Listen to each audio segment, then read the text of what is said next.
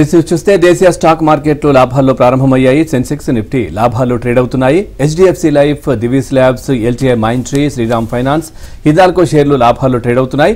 HUL, Britannia, Tata consumer products, Cipla, Bajaj auto షేర్లు నష్టాల్లో కొనసాగుతున్నాయి. ఈ రోజు మార్కెట్స్ పై వారి విశ్లేషణ తెలియజేసేందుకు బిజినెస్ అనలిస్ట్ రామ్ ప్రకాష్ గారు లైవ్ లో సిద్ధంగా ఉన్నారు. Good morning sir.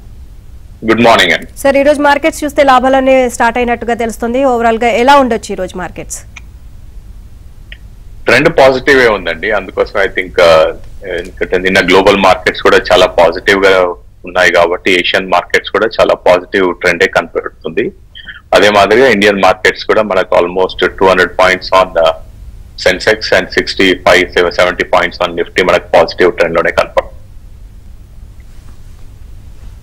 సార్, ఈ అంటే ఇన్వెస్టర్స్ ఏ స్టాక్స్ పైన ఇన్వెస్ట్ చేస్తే బెటర్ అంటారు సార్ ఇన్వెస్ట్ విషయంలో? అండ్ అంతేకాకుండా కొన్ని స్టాక్స్ అయితే పాజిటివ్ గా ఉన్నాయి, కొన్ని స్టాక్స్ ఏమో వీక్ గా ఉన్నాయి. సో దీనికి సంబంధించి మీరేం చెప్తారు?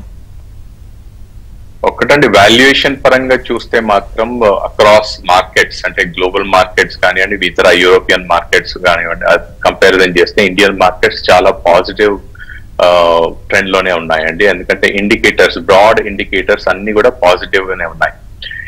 అండ్ మాన్సూన్ కూడా నార్మల్ మాన్సూన్ ఎక్స్పెక్ట్ చేస్తున్నారు, అది కూడా పాజిటివ్ గానే ఉంటుంది. సిపిఐ ఇన్ఫ్లేషన్ 12 మంత్ లో 4.75, ఇది ఒక పాజిటివ్ ట్రెండ్ అండి.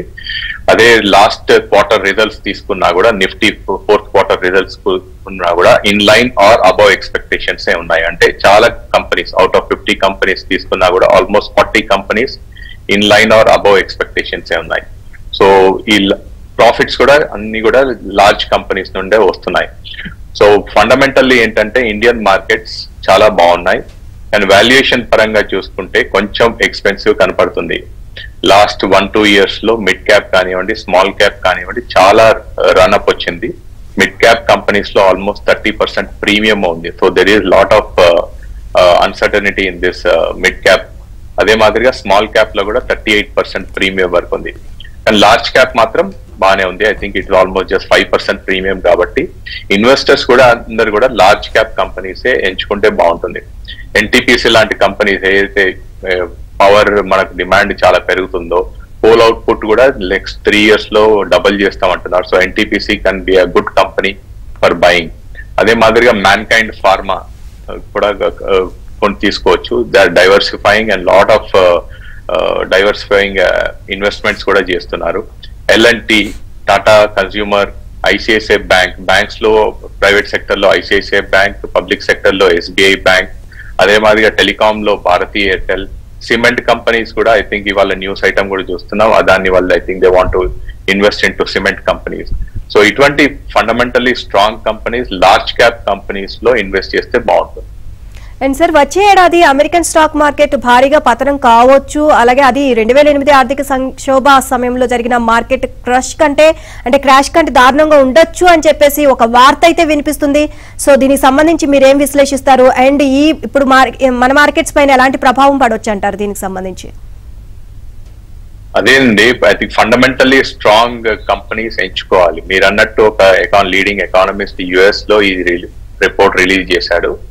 ఎందుకంటే ఆల్మోస్ట్ ఒక 1 or 2 ఇండికేటర్స్ తీసుకున్నా కూడా మార్కెట్ క్యాప్ టు జీడిపి ఏదైతే one of the indicator US market cap to GDP ఏదైందో ఆల్మోస్ట్ 190% లో ఉందండి.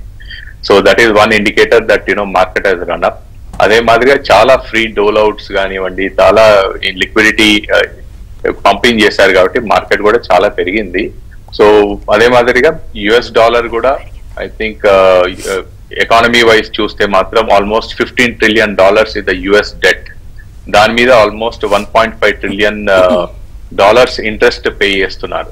సో ఇది ఒక ఎకానమీకి మంచిది కాదు. So going forward that they will have to reduce interest rates. So 2024 లో I think 1 rate cut is expected. అదే మాదిరిగా 2025 లో కూడా 100 బిప్స్ అంటే ఒక 1 percentage point వరకు ఇంట్రెస్ట్ రేట్స్ తగ్గిస్తారు. So that can actually do some balancing for the economy. So ఒకవేళ మార్కెట్ పతనం, యుఎస్ లో మార్కెట్ పతనం అయితే కూడా దాని రిపెల్ ఎఫెక్ట్ మన ఉంటుంది. కాబట్టి ఇన్వెస్టర్స్ సూచించేది ఏంటంటే large cap companies, fundamental strong companies, ఇంతకుముందు డిస్కస్ చేసినట్టుగా L&T లాంటి companies, Tata consumer or ICICI bank లాంటి కంపెనీస్ ఫండమెంటలీ స్ట్రాంగ్ ఉన్న కంపెనీస్ లో ఇన్వెస్ట్ చేస్తే బాగుంటుంది. అండ్ సార్, అమెరికాలో వడ్డీ రేట్లపై ఫెడ్ నిర్ణయం మన మార్కెట్లపైన ఎలాంటి ప్రభావం చూపించబోతుంది అంటారు? ఉంటుందండి. ఐ థింక్ ఎందుకంటే వెయిట్ అండ్ వాచ్ పాలసీలో ఉంటుంది. వాళ్ళు ఒక్కసారి తగ్గించిన తర్వాత అది మన దగ్గర కూడా ఇన్ఫ్లేషన్, అందుకోసం ఇంతకుముందు చెప్పినట్టుగా కన్స్యూమర్ ప్రైస్ ఇన్ఫ్లేషన్ ఏదైతే ఉందో 12 month లోపు వచ్చింది.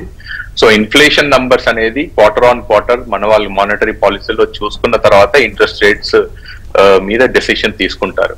So you can also expect, మన దగ్గర కూడా ఎక్కువ ఉన్నాయి కాబట్టి you can expecting next 6 months to 1 year కొంచెం ఇంట్రెస్ట్ రేట్స్ తగ్గే అవకాశం. అండ్ సార్, ఐపీఎస్ ఏమైనా ఉన్నాయా సార్? ఐపీఓస్ వస్తూనే ఉన్నాయండి. ఐ థింక్ చాలా ఐపీఓస్ వస్తున్నాయి. ఐ థింక్ స్పెసిఫిక్ గా I think there technology company which is there for IPOs, నాకు ఇప్పుడు ఇమీడియట్ గా గుర్తు రావట్లేదు. బట్ ఐపీఓస్ మాత్రం తప్పకుండా పైప్ లైన్ లో చాలానే ఉన్నాయండి. బట్ ఫండమెంటలీ స్ట్రాంగ్ మంచి ఐపీఓస్ ఎంచుకుంటే బాగుంటుంది. ఎందుకంటే గత 2-3 months లో మనం తీసుకున్న ఐపీఓస్ ఏవైతే ఉన్నాయో కొంచెం ప్రీమియంలోనే I think they new fund offers or IPOs ఏవైతే లిస్టింగ్ వచ్చాయో కొంచెం ప్రీమియంలోనే లిస్ట్ అయినాయి. ఎక్సెప్ట్ 1 or 2 కొంచెం డిస్కౌంట్ లో లిస్ట్ అయింది. సార్, ఈ రోజు ఏమైనా ఇంపార్టెంట్ కంపెనీస్ రిజల్ట్స్ ఉన్నాయా సార్? రిజల్ట్స్ నేను చూడలేదండి list. I think I cannot really come back. Maybe we will see later. And government కూడా ఫామ్ అయింది. సో ఏ విధంగా ఉండొచ్చు సార్? ఇంకా అంటే చేంజెస్ మార్కెట్ లో ఉండొచ్చు అని చెప్తున్నారు ఈ నెలంతా కూడా. సో దీనిపై మీరేమంటారు? గవర్నమెంట్ మారింది అని చెప్పలేమండి. గవర్నమెంట్ కంటిన్యూ అవుతుంది. సో పాలసీస్ కూడా కొంచెం కంటిన్యూ అయ్యే అవకాశం ఉంది. సో కెపెక్స్ ఏదైతే ఉంటుందో స్టేట్ కానీ సెంట్రల్ గవర్నమెంట్ కానివ్వండి, ఐ థింక్ ఇన్ఫ్రాస్ట్రక్చర్ మీద చాలా స్పెండ్ చేయబోతున్నారు. So that is one important factor.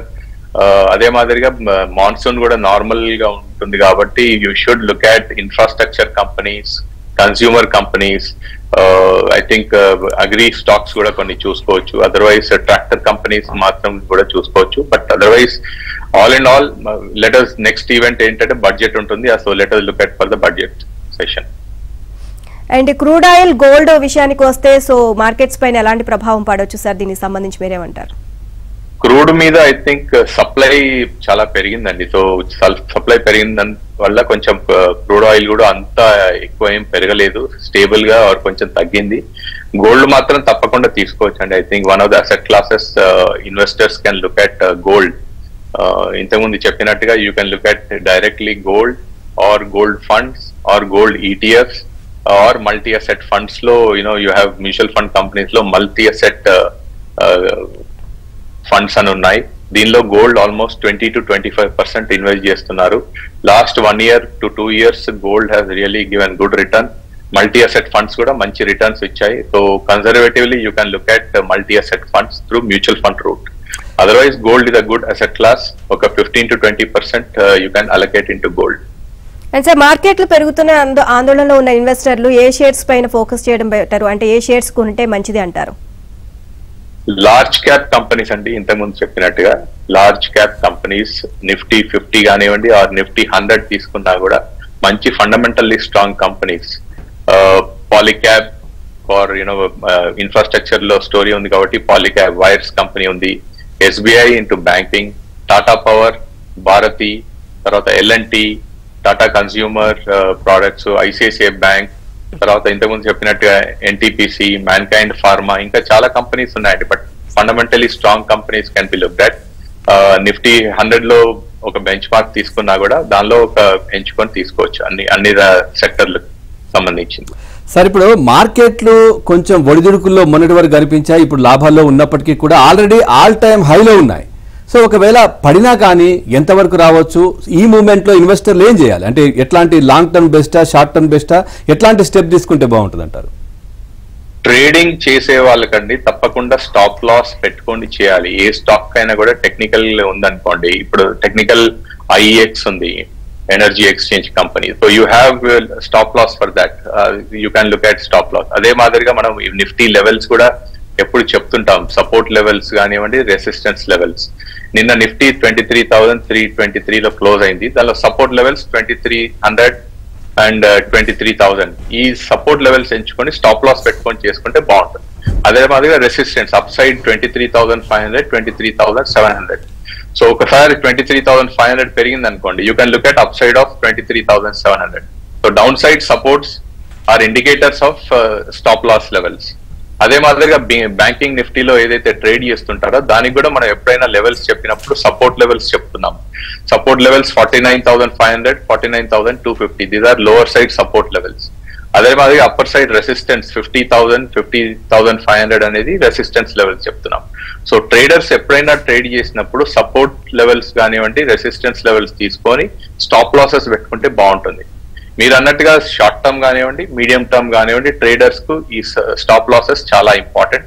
But otherwise fundamentally strong companies తీసుకున్నప్పుడు you have to wait for at least 1 year to 2 years అండి. So you have to give time for fundamentally strong companies. ఎందుకంటే earnings బాగానే ఉన్నాయి, earnings are going to only increase. మనం ఇంతకుముందు చెప్పినట్టుగా last quarter 4 results తీసుకున్నా కూడా నిఫ్టీ 50లో ఆల్మోస్ట్ 40+ కంపెనీస్ హ్యావ్ గివెన్ మంచి రిజల్ట్స్ ఇచ్చాయి. So in anticipation, in line or above expectation results ఇచ్చాయి కాబట్టి మనం లాంగ్ టర్మ్ లో fundamental strong companies minimum 2 years time frame ఇవ్వాలి. Right, thank you sir. ఈరోజు మార్కెట్స్ పై మీ విశ్లేషణ తెలియజేసినందుకు. ఇక ప్రపంచంలోని అత్యంత విలువైన 100 బ్రాండ్ల జాబితాలో భారత్ నుంచి 4 కంపెనీలకు చోటు దక్కింది. దేశీయ ఐటీ దిగ్గజం టీసీఎస్ 46వ స్థానంలో నిలవగా, ప్రైవేట్ బ్యాంకింగ్ సేవల దిగ్గజం హెచ్డిఎఫ్సి బ్యాంక్ 47వ స్థానంలో ఉంది. ఇక టెలికాం కంపెనీ ఎయిర్టెల్ 73వ స్థానంలో, ఐటీ సంస్థ ఇన్ఫోసిస్ 74వ స్థానంలో ఉన్నాయి. అంతేకాదు అత్యంత విలువైన గ్లోబల్ B2B టెక్నాలజీ బ్రాండ్ల లిస్టులో ఎన్ఫీ 20వ స్థానాన్ని దక్కించుకుంది. అంతర్జాతీయ marketing data and analytics company Kantar brands ఈ ఏడాదికి గాను విడుదల చేసిన most valuable global brands report ఈ విషయాన్ని వెల్లడించింది. ఇక ప్రపంచంలో అత్యంత బలమైన హోటల్ బ్రాండ్ తాజ్ ఆతిథ్య రంగానికి చెందిన తాజ్ బ్రాండ్ ఇక ప్రపంచంలోనే అత్యంత బలమైన హోటల్ బ్రాండ్గా నిలిచింది. Market research company brand finance విడుదల చేసిన హోటల్స్ 50 2024 జాబితా ఈ విషయాన్ని వెల్లడించింది. ఇక ఈ రిపోర్టు ప్రకారం తాజ్ బ్రాండ్ విలువ వార్షిక ప్రాతిపదికన 45% పెరిగి $54.5 కోట్ల చేరుకుంది. బ్రాండ్ శక్తి సూచీలో తాజ్కు 100కు 92.9 పాయింట్లు లభించాయి. అంతేకాదు అత్యంత వేగంగా వృద్ధి చెందుతున్న హోటల్స్ బ్రాండ్లో తాజ్ 2వ స్థానంలో నిలిచింది అని బ్రాండ్ ఫైనాన్స్ తెలియజేసింది. ఇక వచ్చే ఏడాది అమెరికన్ స్టాక్ మార్కెట్ భారీగా పతనం కావచ్చునని, అది 2008 ఆర్థిక సంక్షోభం సమయంలో జరిగిన మార్కెట్ క్రాష్ కంటే దారుణంగా ఉండవచ్చునని ఆ దేశ ప్రముఖ ఆర్థికవేత్త రచయిత హ్యారీ డెంట్ హెచ్చరించారు. ప్రస్తుతం యుఎస్ స్టాక్ మార్కెట్లో ఇదివరకెన్నడూ లేనంత పెద్ద బుడగ ఏర్పడుతోందని, వచ్చే ఏడాది ప్రథమార్థంలో ఎప్పుడైనా అది పేలవచ్చునని ఫాక్స్ న్యూస్ డిజిటల్ కు చెందిన ఇంటర్వ్యూలో డెంట్ అభిప్రాయపడ్డారు.